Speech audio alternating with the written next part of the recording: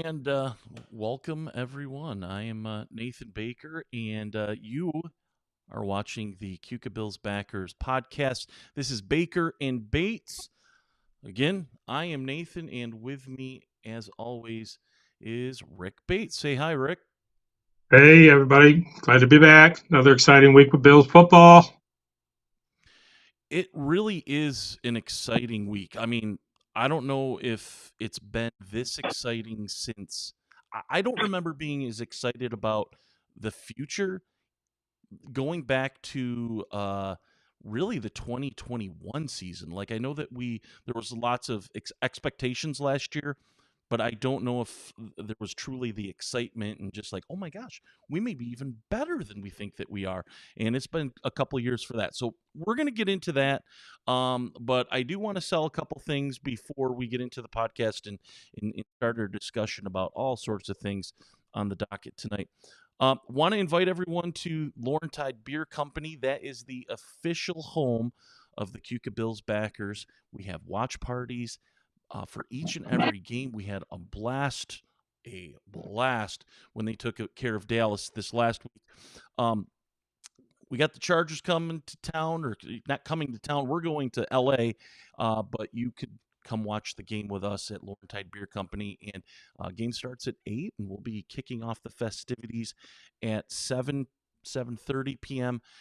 With lots of really great and fun things, and it's pretty much a Christmas edition. So definitely join us for that. So, Rick, let's get into it and let's start talking about this last week and the Dallas game. Take it away. What are your thoughts? You were right. You just mentioned how long ago it's been since we were excited about this Bills team, and how such a short time it was ago where we were really not excited, and we wondered if this was over. The whole McBean era, is it come to an end? But boy. The last time we talked, they had just changed offensive coordinators enough where we saw the Jets game and the Eagles game, and we saw that there was changes that looked positive. But of course, right about the same time that we came out, came the Tyler Dunn series of articles that was really kind of ripping into things, and people were, calling for Coach McDermott's head, calling for Bean's head, and boy, turn around and hello, Joe Brady. I mean, just Yes. an exceptional, not just willingness to do something different, but really great planning.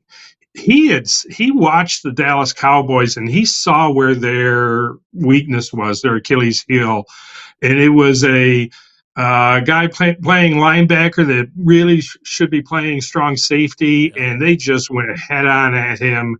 Number 14, I'd forgotten his name, but they just went away from Micah Parsons, just left him standing around, really.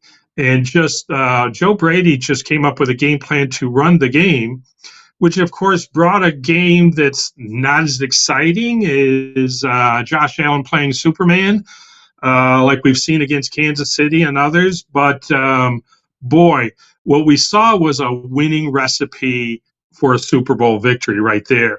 That type of game, taking 4, 5, 8 minutes a drive, Yeah. 12 play drives, what, 4 times, 5 times Oh, yeah. the game? And it's just, that's Super Bowl winning football. And Joe Brady, here's to you.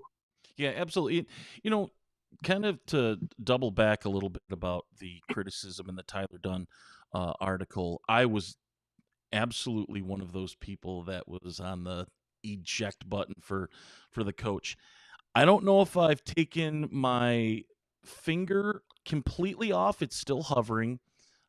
We'll see how the rest of this season goes. I think what we're seeing now is the complementary football. And again, I always said I was going to throw something through a screen if I heard that term. But that was exactly what that was supposed to be.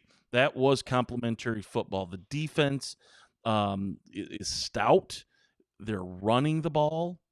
They're stopping the run, and I think that's exactly what the coach wanted. Maybe he just doesn't have the ability to have a different style. So hey, but if it works, let's run with it. Now, as far as Joe Brady goes, do you? I mean, because it really was as soon as he was gone, that offense has looked completely different. You've coached you have some coaching in your background. I'm, what it like? What is it that's changed? Obviously, there's the eye test. There's so much more pre-snap motion. One of the things that I saw in some of the analysis of the game film from Sunday is I think Dan Orlovsky with hopping the back. So pre-snap hopping Cook from one side of the quarterback to the other side in the formation to really dictate and change where the blocking is to give the offense an advantage. I don't remember seeing much of that during Dorsey's, but are we talking just about different levels of coaching ability? Like, is it really that different? Yeah. And I can't imagine how hard this season was for Joe Brady before the end of November. Sitting on the sideline, and because I know when you're a coach that has ideas, when you're a coach that has these thoughts that could be, you think, oh my gosh, I could do so much better than what's going on there, but I'm going to be a good soldier and I'm going to toe the line and I'm going to do my job. I'm going to do my job. Um, it's night and day. And it was like there was a varsity coach coaching the quarterbacks, and there was a JV football coach coaching the offense. Um, it's at this point, it's more about what Ken Dorsey wasn't this year, uh, and than it is about what Joe Brady is. But I'm only saying that because we don't know yet what Joe Brady is. I think there's a whole lot that's about to come out. Um, I think even this weekend against the Chargers team, it you're going to see a similar plan because boy, the Los Angeles Chargers run defense is horrific. So I don't think it's going to be a very exciting Saturday night football game, other than hopefully by that time on Saturday, Cincinnati has lost to Pittsburgh, and we are rooting for moving up in the playoff ladder. But I don't think it's going to be a terrifically wide open game. I think it's going to be a boring. It's going to be a Sean McDermott, I'm in heaven football game, which is my defense is going to stop them and force 3-and-outs, and my offense is going to control the clock and run the ball. Who knows who will fall into the end zone at the end, or maybe get a pass at the end? But we're going to get, and I don't think it'll just be James Cook. With Ty Johnson kind of injured with the shoulder. It's like, why let him heal? Let's see Lenny for Fournette. Let's bring out Uncle Lenny and let him run a little bit in the second half. Let him pound the Chargers a little bit. Give him a little bit of in-game action to get him into things in case we need him later in the season. But yeah, to Speaking, answer your question, Nate, yes, this was a varsity coach having to watch a JV football coach run an offense that was incredibly limited without vision. when did Brady come on staff? Was it this year? Was he with us last year? I'll be honest, and I hate saying this, I don't know his history. I just don't know that much about him yet. But I mean, one of the things that I kind of wanted to drop in as well is during the Dallas game, more than the previous two games, one of the things that I saw is just the scheming and the game planning on the run game to set up other things. Like there were a few times that they would run a particular play or give a particular look. And then there was one time where they came back, I think it was to Stephon Diggs on the other side. It didn't go anywhere. But I could tell that they had had the thought that they were setting that play up, and I think if that play had gone off, it only would have went for like 5 or 6 yards, but it felt like something that was also going to be another fake at some point in time for something completely different downfield. And it's those type of things that I never saw with Dorsey.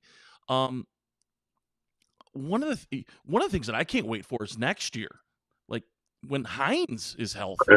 Can you Yeah. imagine having the two back set of Cook and Hines? That was something that when they picked up Hines, like I was really excited for this year. Like thinking about that 12 personnel where you have Kincaid and you have Knox, and then a couple of wide receivers, and then you have those two running backs.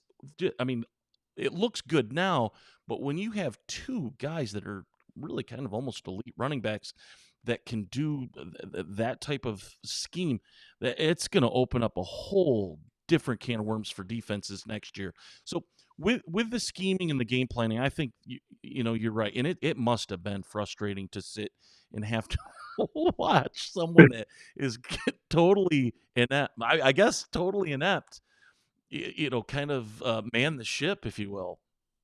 Well, I never could understand. Earlier in the season, we would watch the Bills' run game get going. Maybe late in the first quarter, early second quarter, they'd run a few plays and they were getting first downs, and then they come back out and it's like, oh, back to our my pass pattern set again, and it's like we're not going to go back to the running game again. It's like, what it was working, go back to it, and Ken Dorsey just wouldn't do that. Where Yeah. Joe Brady found something that works, I'm going to hammer this. We're gonna find what works. We're going to go after the weakness, and if it works, we're just going to keep using it, and we're going to march all the way down the field like they did Sunday late afternoon. One of the other things that I want to talk about with the Dallas game is the offensive line. Oh my gosh. I saw that you shared on the Keuka Bills backers group the clip of Deion Dawkins just drive blocking his man on that Cook scamper that almost got into the end zone. And to me, I want that play when we look back at the end of the season, that play is the summary from more or less that Jet game through the end of the season. And if that is, I mean, good Lord, poor defenses. It was something to behold. Well, I don't know when they do their film watching of the game, but they had to have brought a whole lot of maple syrup in because there were a lot of pancake awards that took place that next day. I mean, that offensive line, and this is another thing Joe Brady is doing. He's, I forgot what they call it, the dart arrow or something like this, where they pull the tackles, Yeah. and they're pulling both of them, Brown and Dawkins, and they're pulling them, and it's allowing these trap blocks to take place that James Cook or whoever is in the backfield can take advantage of, or it just opens up because it leaves a gap in the offensive line. There can be a hole there too, but the offensive line was they're talking about how much they loved Sunday afternoon because they got to lean forward. Yeah. They're, you know how much of the Buffalo Bills history since they've had Josh Allen, the offensive line's first step is backwards Oh, always. because it's a pass call. Their first step is back, and they're leaning backwards, waiting to check what kind of pressure is coming. And they're big guys. There's some hogs there, and they have that mentality, and they want to go forward. And they said that was just so enjoyable once we knew that this was going to be our game plan. That it wasn't just a one or two run play off, here or there. This was going to be our game plan, and we can just lean into it and go forward. It's a huge change, and it worked. Now, it won't work against every team. Right. Some teams are better against the run, and the Cowboys, honestly, they're not set up to stop the run. Um, and Joe Brady saw that, and that's the way they went. And I think, like I said earlier, I think we'll see the same thing Saturday night. I hope so. We'll talk a little bit more about the Chargers game and looking ahead here in just a minute or so. But one of the things that wanted to talk about is you hit me with this was the talking about the MVP discussion, Bills team MVP discussion. That's what you were talking about, not NFL MVP, but Bills MVP. Correct? Correct. All right. Correct. Yeah. Who's your guy? I think, you know, if and when the Bills make the playoffs, and if and when the Bills get to the AFC Championship game and get on towards the Super Bowl, this will be Josh Allen's year to get the MVP. The number of his touchdowns in running and throwing, and it's just unbelievable, the Superman stuff that he does. But that's not what I'm talking about here. I'm talking right now, the Bills MVP is Tyler Dunn. What that article a couple weeks I ago, I thought absolutely. you were gonna say James Cook. No, no, and maybe in the end it could be. That Tyler Dunn article did more for this team in multiple ways. And I was not calling for McDermott's head. I know you were a little bit, and some others. I was not. I said when I wrote for Bill's Mafia when they were hired, I watched the process and I said, this guy McDermott is going to go down as the best football coach the Bills have ever had. Now, I don't know if I was thinking that a couple weeks ago, but I believed enough in the process, and I knew what the Pagulas thought of both of them, uh, McDermott and Brandon Beane, that they're not going to get rid of him no matter what after this year. Um, but I think that article, which was, as a reporter, which Tyler Dunn is, and I've seen some good work of his, but that was a lousy hack job of reporting. It was very one-sided. You could tell he came with an agenda. His sources were what? People that used to be on the Bills. Well, who are the people that used to be on the Bills? People that don't want to be there, or people who were let go. So, that's just not a great job of reporting. Uh, Anyway, uh, hang on. yeah, go for it. I don't necessarily want to carry Tyler Dunn's water, but I think his article could be right, and you are still correct in that he is the MVP. Like we've said, I am not necessarily on the McDermott wagon. It's still the jury's still out for me. We've got to get over the next hump. A couple of games to me, ooh, cool. No doubt. Let's win the No big doubt. one. That's Absolutely. what I'm about. So with the Totally agree. Tyler Dunn article, and this is where I would love to be absolutely wrong about this. And I bet you Tyler Dunn would love to be incorrect about this too.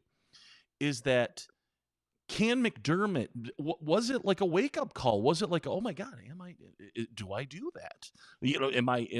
If he is self aware, then he is a good leader, and he saw that, and it motivated.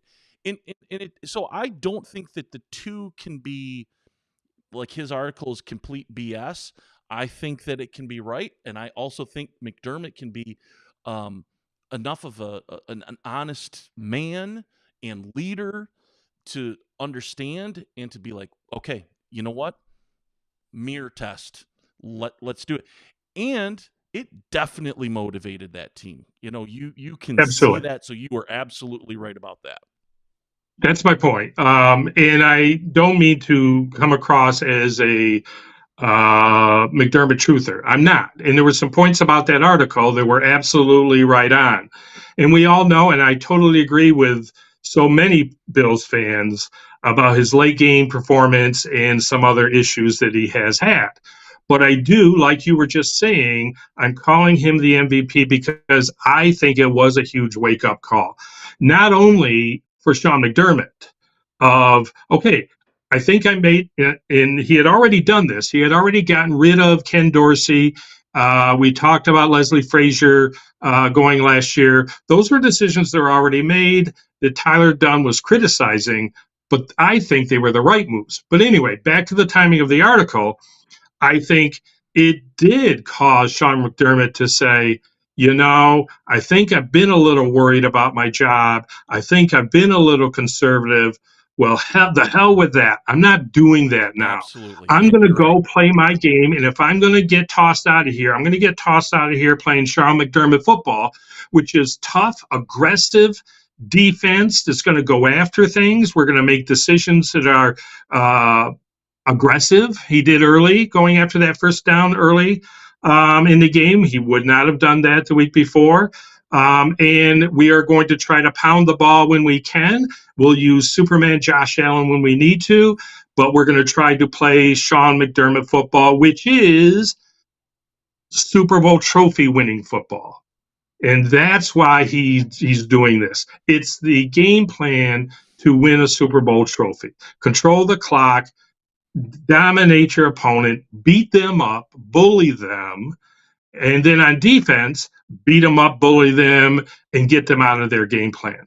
But I think also what it did in the locker room. Yeah. I think those players in that locker room, they said, Coach, we got your back. And I think they have come out since then and just are playing absolutely different brand of football. I don't know how long that energy can last. I think this week they've got to, go out the first half, get a good time lead, and kind of rest a little. But they're going to need it. The Pats gotta win also, but Right. they're going to need it when they go to Miami. That type of energy that they showed on Sunday afternoon. Just one last point on the Dermot and the Tyler Dunn piece.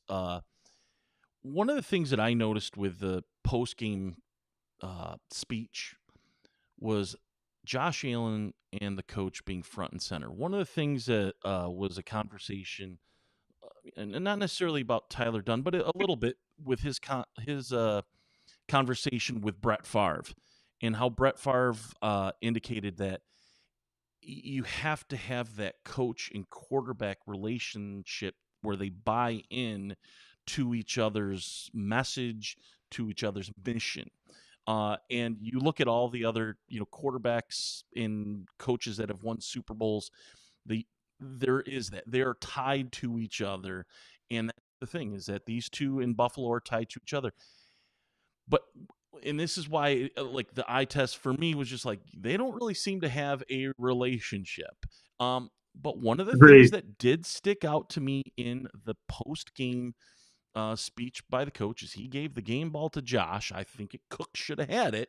However, they seem to be a little bit better. So I'd love to be a fly on the wall of whatever conversations that they've had since that Tyler Dunn article came out.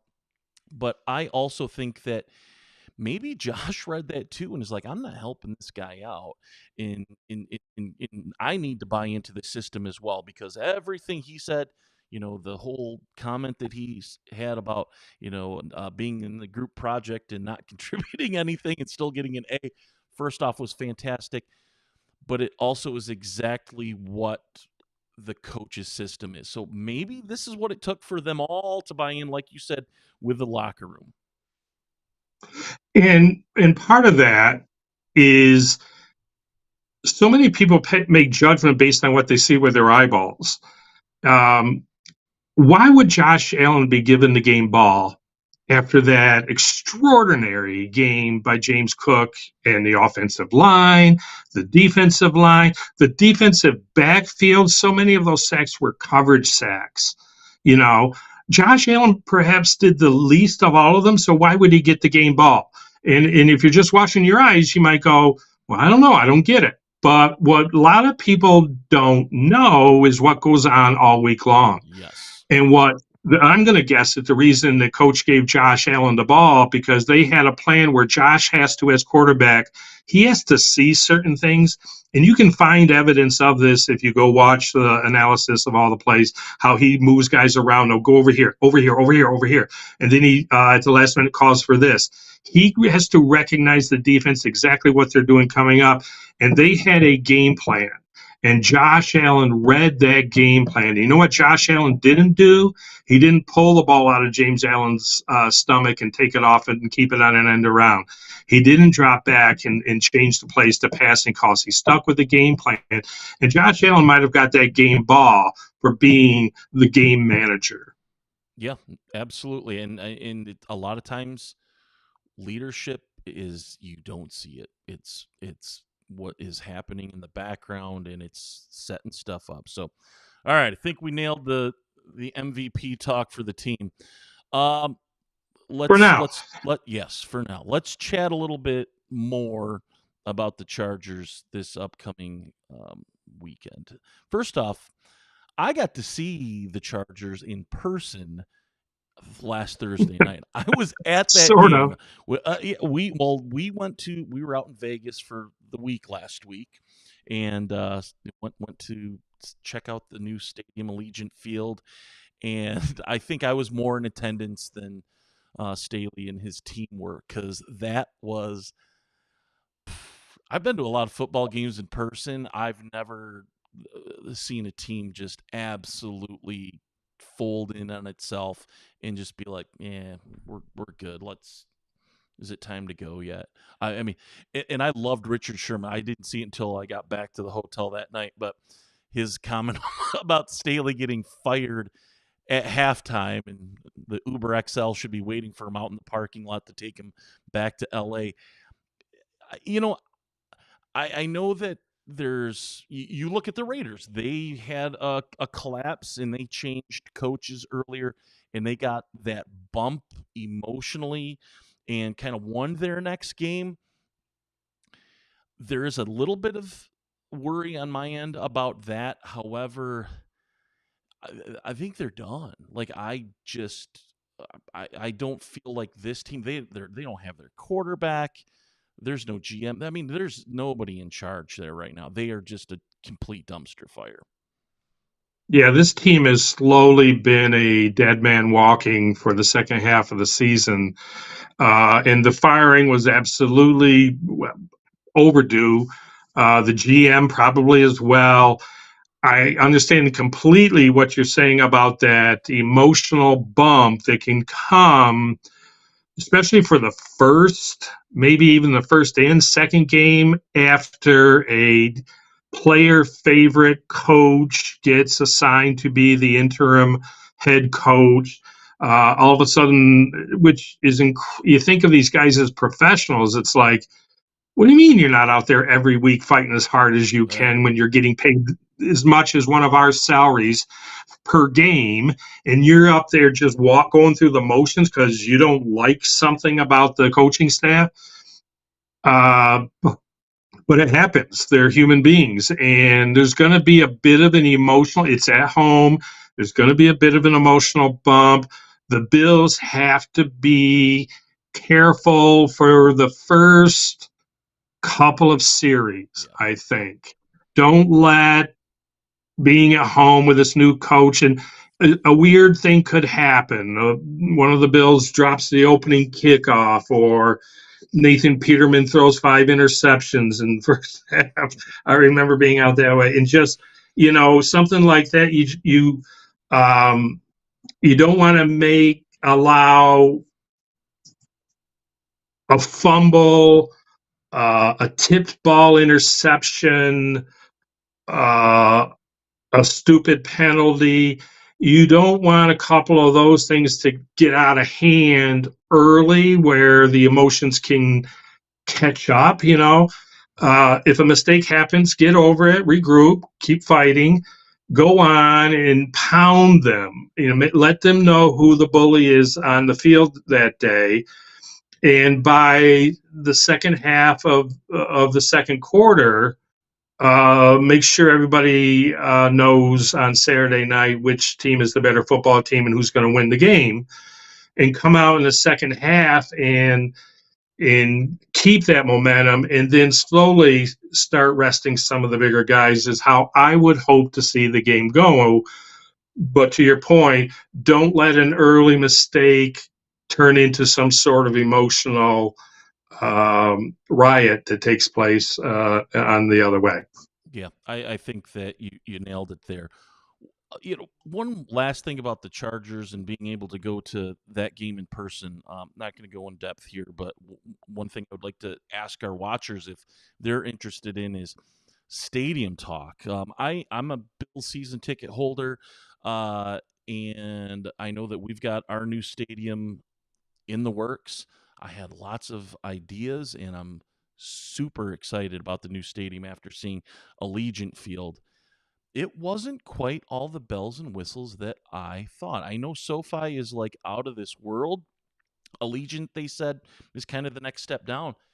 But from what I saw about the stadium that we played in at Tottenham, and that's what they're modeling our new stadium after, I think it's going to be a better experience than what they have in Las Vegas. And maybe Las Vegas was in the stadium wasn't quite what I thought it was going to be because everything else in Vegas is neon, glitz, and glamour, and the Raiders are silver and black, and that's everything was silver and black. Just sort of like, oh, it's Yeah. just dark.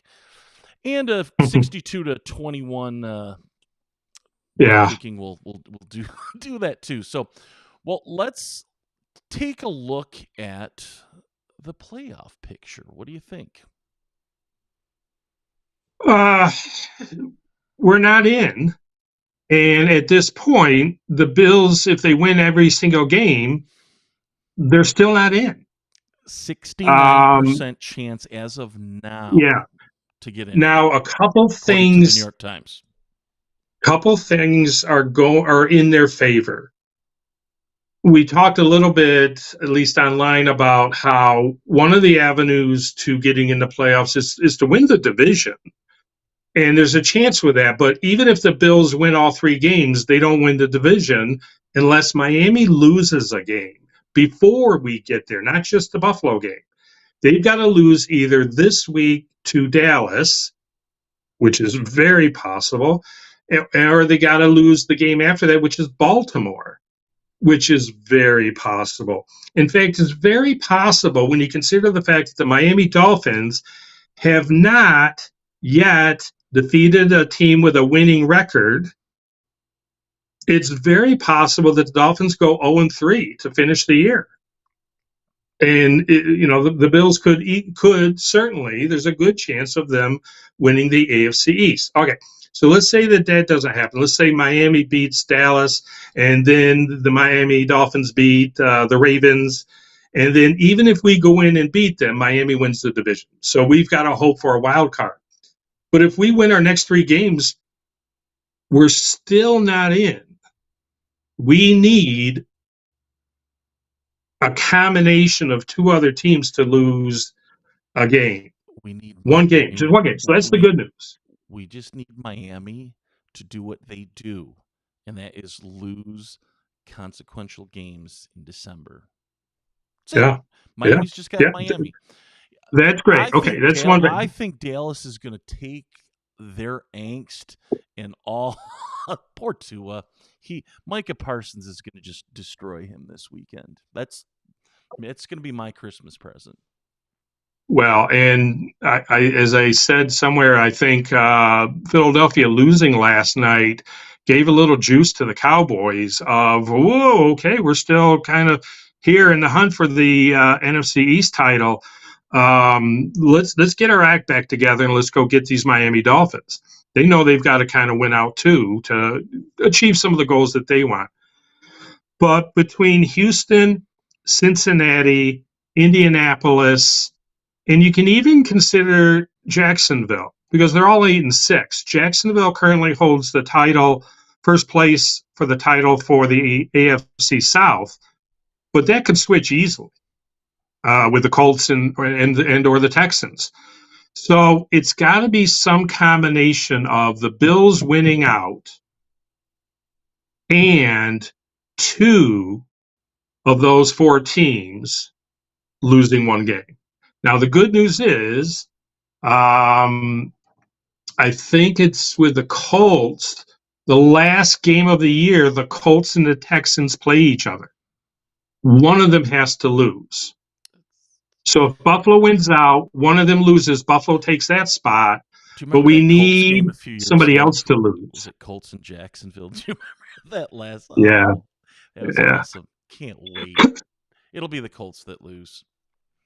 Yeah, Miami's gonna Miami. They're I having some injury issues. yeah, A yeah, they lot are. of the AFC is having some huge injury issues right now. So the path is there, and you can see a light down at the end of the path. And it's not a huge uphill rocky path. It's there. If Buffalo can take care of their business, it does not guarantee them into the playoffs, but it looks like it's a very doable opportunity. You know what I wish? I wish that the AFC playoff picture was to be decided like they just decided the playoff picture in college football. Because Yeah, we're yeah, Alabama. We're yeah, Alabama. The yeah. Yeah. Cincinnati, Indianapolis. Oh, sorry. Yes, you may be ranked higher, but no, we want Buffalo in. They're going to sell more tickets, more merch, and more eyes. So that's Well, probably how. and the shame of that, though, and that's true. I exactly see your point. The shame of that is we are such a "what have you done for me lately" society that, of course, the Buffalo Bills need to be in there. But do they, go back? Let's go back and take a look at that loss the first game to the Jets, and they had no business losing. And let's look at the loss to the Patriots and Jacksonville and Denver at home on Monday night. Um, The and how Philly they game is still the almost one that lost makes me to the the most Giants, upset. and you could say you don't deserve to be there. Well, they do. They are right now. They've got their act together. They're on this path heading to the playoffs, and they are running downhill. It is a steam train that is going. And for those of you watching, Rick puts up really great content on the Keuka Bills backers group, and he kind of uh, itemized and outlined what he more or less went over with the playoff scenario, what they need. I'm just sort of like win your games. I feel it. I just feel like they're gonna catch Miami. It's not quite as it's almost actually maybe it is as exciting as when they broke the drought.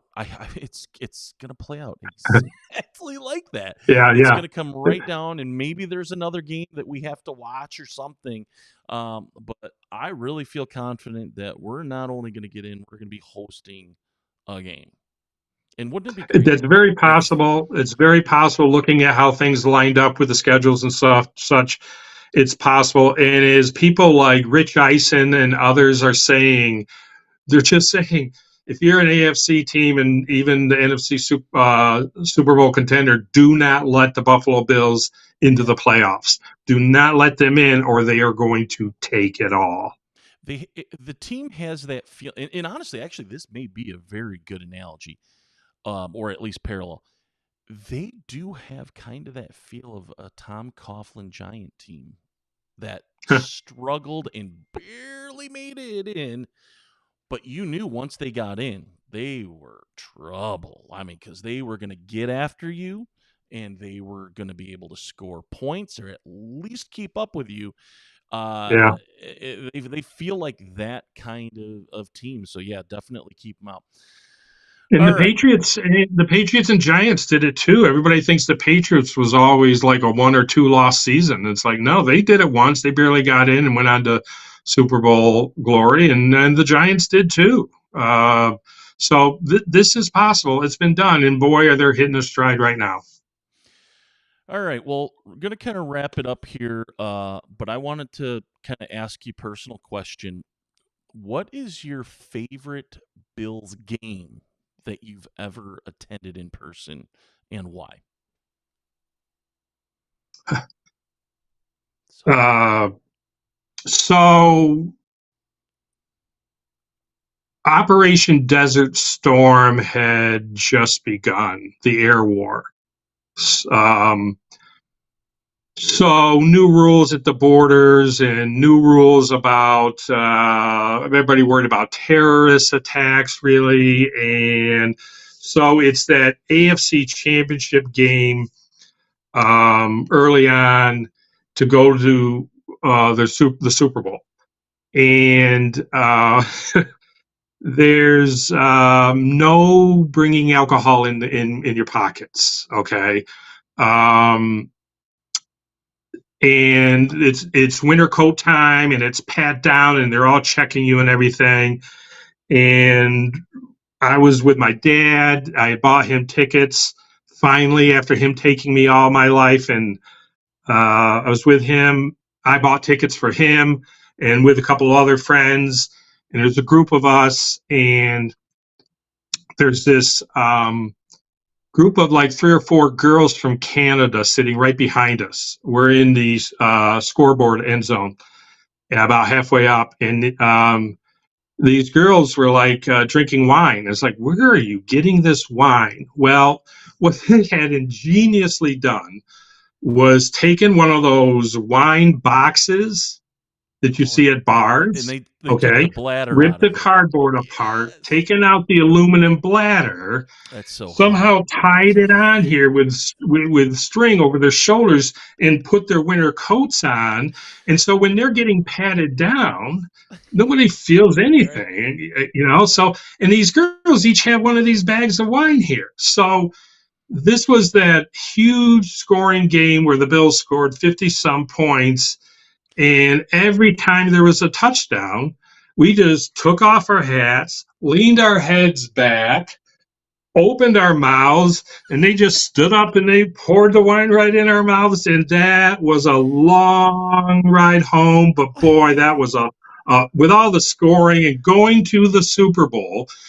And there's a whole other story that goes with it afterwards, not with them, but with Jim Kelly and Andre Reed and Thurman Thomas and Bruce Tom and Bruce after the game at Jim Kelly's parents' RV.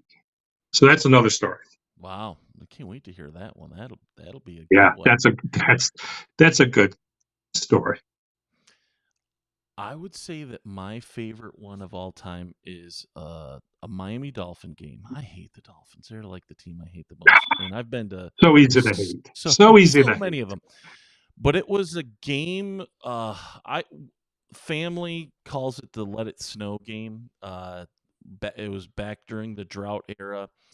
Ricky Williams had, I think it was almost 150 or way more yards rushing by halftime. They were up, I think, 21-0 at the half, and it was just like I've never felt so cold. We were way up in the upper deck. I remember having to like chisel ice off the aluminum benches, and I just Right? remember that in the second half of that game, halfway through the third, Buffalo started to turn it on, and it just felt like God was out in the parking lot behind the scoreboard with a shovel, just shoveling snow over the scoreboard when the Dolphins had the ball.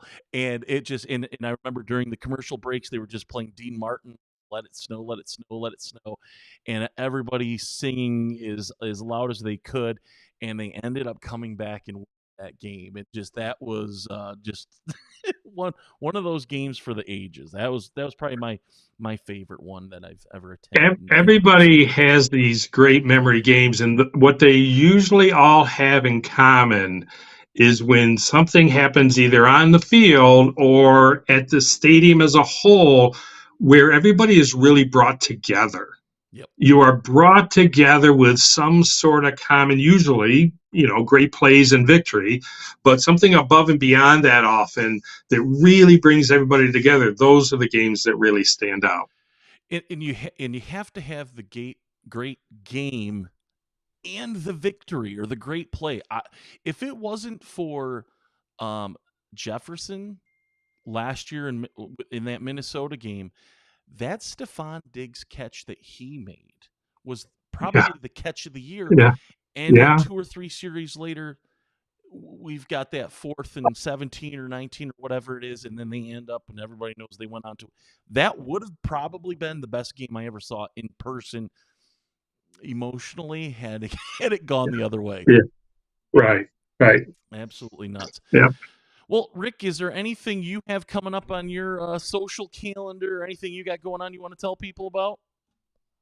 No, just it's the holiday time. It's Christmas week, and then the Christmas post week into the New Year's. So I did a little volunteering today at the local Steuben County Historical Society, and as we were wrapping up the day, everybody was like, "Well, we're not open next week. We'll see you after the New Year." And it's kind of like that feeling of the last day um, of school before the Christmas break, and it just kind of was came. It's nice, I'm retired now 2 years, but it brought that back a little bit. So that was nice. Be with family and just watch and not only watch Bills victories this weekend, but a victory this weekend. But we got a root against Cincinnati earlier on Saturday. We've got a root against Houston and Indianapolis on Sunday, for sure. And it'd be okay if Jacksonville lost too. Just get our record better, get their record lower. All right, everybody, did you hear that? You have homework. Those are the teams that you have to root against. And if you are spiritual, say a few prayers. That never hurts. Um, what are you And doing for? you? Yeah. Well, I've got our watch party going on, and I have to tell you, those have been so much fun. As I kind of told everybody earlier, I'm a season ticket holder, and I kind of not gave up my tickets, but other people have been going while I host the watch parties at Laurentide Beer Company this fall, and I have had an absolute blast. They are. When It's we it's have a fun. blast. This It's a weekend great should be. time, and you do a great job. I appreciate that. And I've not been able to go as much lately because this Bills schedule, I mean, Yeah, how few 1 o'clock games they have, and it's a longer drive for me. And so these evening games have been a challenge to get back up to, especially this time of year. But boy, I like being there. They're great people at Laurentide, and you do a great job of just making sure that everybody's having fun. If you're watching with Keuka Bills backers and you haven't been in person to one of these watch parties, you need to get to one sooner or later. dude, we have an absolute blast. We've got all sorts of activities that go on this next week. We're going to have the return of the Wheel of Awesome, where we have a 50-50 raffle that benefits the Yates Humane Society.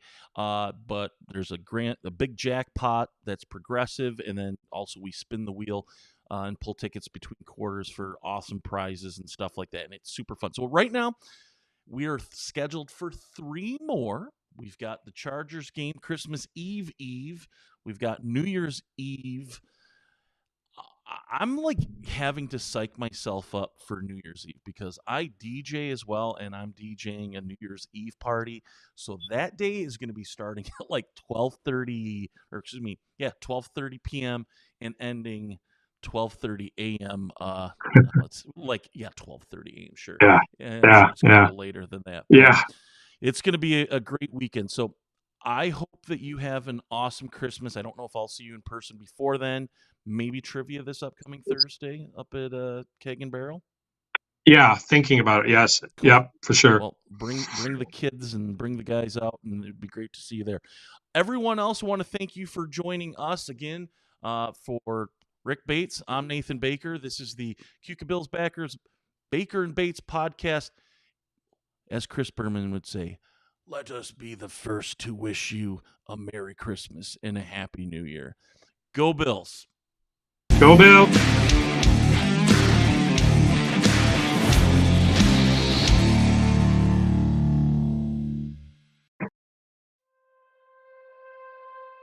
All right, we're good. All right, that Hey, was thanks, great. Rick. That was fun. It was. Yeah, I hope to see you Thursday. You got it. Have a good night. Grab some dinner. Thanks, you too.